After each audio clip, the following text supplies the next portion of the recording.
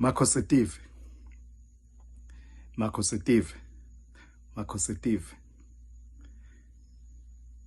What did I tell you? You see, Prince Langsemp, let me tell you something that you probably may not be aware of. Prince Langsemp, Mr. Chief of Defense in Swaziland. When Makosetive first came to the United States, the first few times he came to the United States, I told him, I said the best line of defense and protection for him is to take care of the people of Swaziland. That was his primary responsibility. And I said, when you wake up in the morning, the first thing you ask yourself is, what can I do for the average Swazi? The average Swazi, to make their lives better.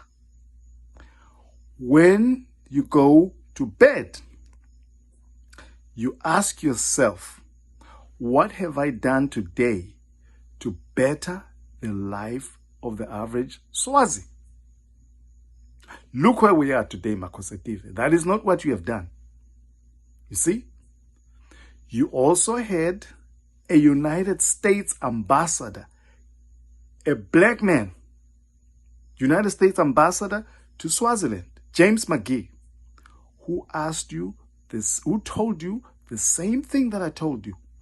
He said, your security and protection will come from the grassroots of the people in Swaziland, the people of Swaziland. As long as you stand with the grassroots people of Swaziland and you fight for them, you have nothing to worry about. He even told you, he said, nobody can touch you, not even people from outside, not even the United States. When the people are standing with you, your people of Swaziland, nobody can touch you. Remember James McGee? And he asked you, he said, King Mswati, let's tour some of these abject poverty-stricken areas in Swaziland. That's what that black man from America told you, Makosetive. He said, let's tour. I'll get you some help from the United States. You know what he told him, Makosetive? You said, I am king. I've got chiefs in these communities who tell me what's going on. There's no need for me to visit these communities. That's what you said, Makosetive. When a very, very smart black man, United States ambassador to Swaziland, was trying to help you so you can fight for the people of Swaziland. Makosetive, I told you, I said, I can help you. Thinking you're like your father, King Mswati III. You were very humble when you first came here. And you won my heart. I was like, I want to help this guy.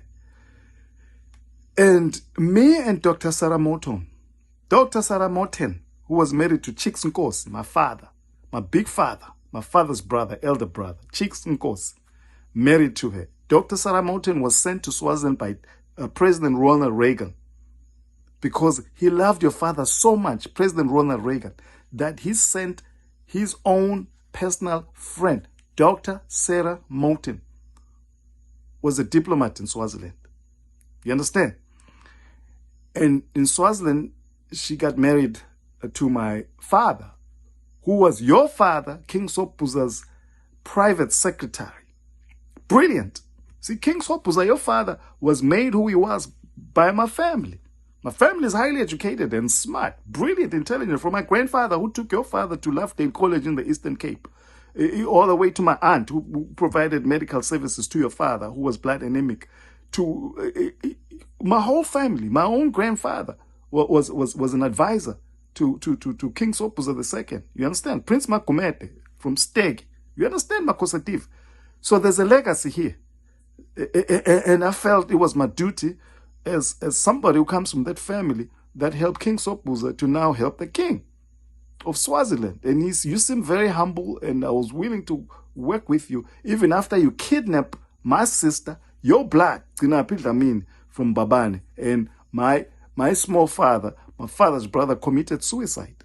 The father to the United States ambassador here, Njabuliso Dlamini Kwebo, who's now covering murder for you today, Makosetive. You've corrupted everybody.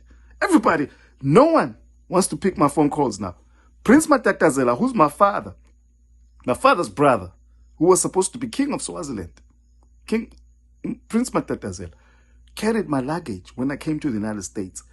I applied in his office, okay, to United States colleges. He's one of the most brilliant Swazis that I've ever met. Prince Matatazela, the man who was supposed to be king.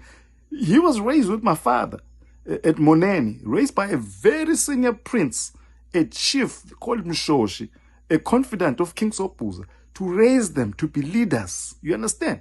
That's why Prince Matatazela was supposed to be king of Swaziland. So in any case, what I'm trying to tell you, Makosativa, you've had very good people.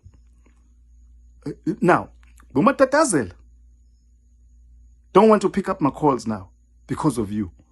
Lambigiza does not want to pick up the calls because of you.